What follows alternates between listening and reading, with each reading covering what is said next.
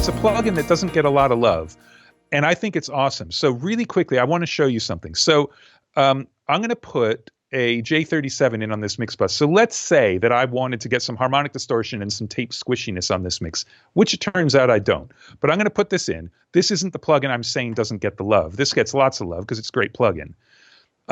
So here is this mix. I'll go to the solo, which is nice and loud, with and without this plugin.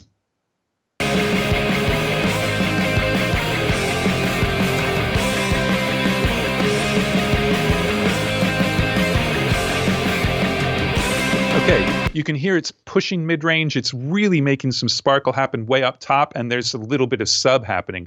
But I don't like the compression that's happening, the sort of tape compression. So what I wanted to show you really, really quickly, because people don't do this because you're not supposed to, but I don't really care what you're supposed to do, is I use Q-Clone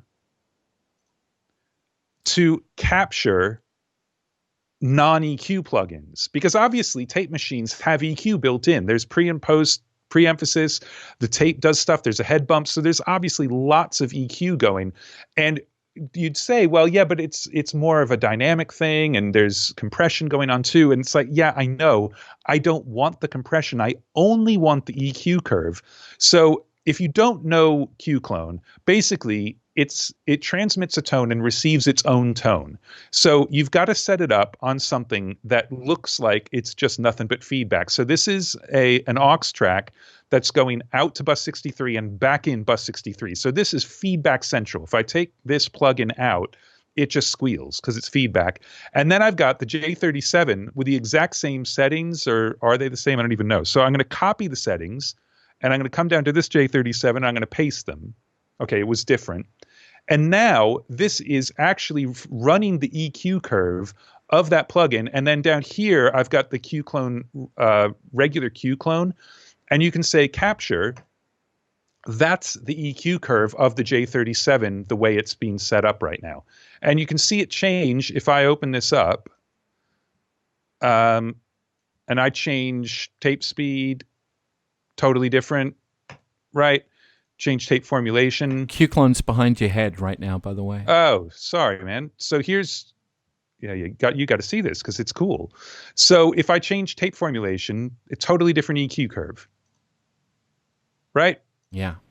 Speed. So I don't even remember what it was on. Let's say it was on 815. And I like the sparkle I'm getting, but it's turning the cymbals backwards and it's doing all that stuff that compression might not be good for. I say capture, and now I can just say hold.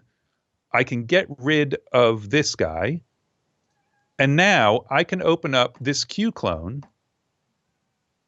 And I can open up this guy and I can save it as a preset. And so I'll put into the preset menu as, and we'll just call this waves. And now in any Q-Clone plugin, I can load waves. And now I have that EQ.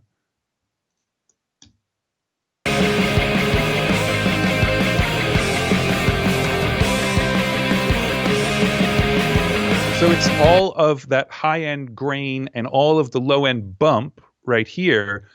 So it's almost like a low-end shift. It's sucking out some low mids and adding some bottom end, but it does it without any of the compression artifacts. And it's genius because everybody's like, oh, tape, it's the magic thing. It can also destroy things. But when you get rid of the plugin altogether, like, oh, right, there was some stuff in there that was actually kind of cool. This is a way you can actually suck the EQ curve out of dynamics plugins.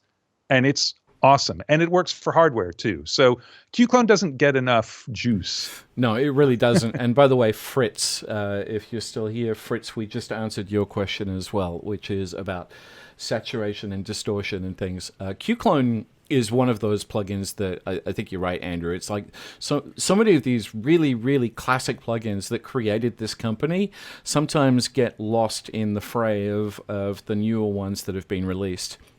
Well, and another thing, just really quickly, the reason Q-Clone was developed was for people who had like a couple of pieces of gear. If you own one Neve EQ or one API EQ, but you want to use it on 10 different tracks and you want to do a hybrid thing, you can set it up exactly how you want it on the guitar, then capture it with Q-Clone, take it off the guitar, and patch your one API EQ into the next guitar track, EQ it how you want it, capture it. And it does a really, really good job of doing that.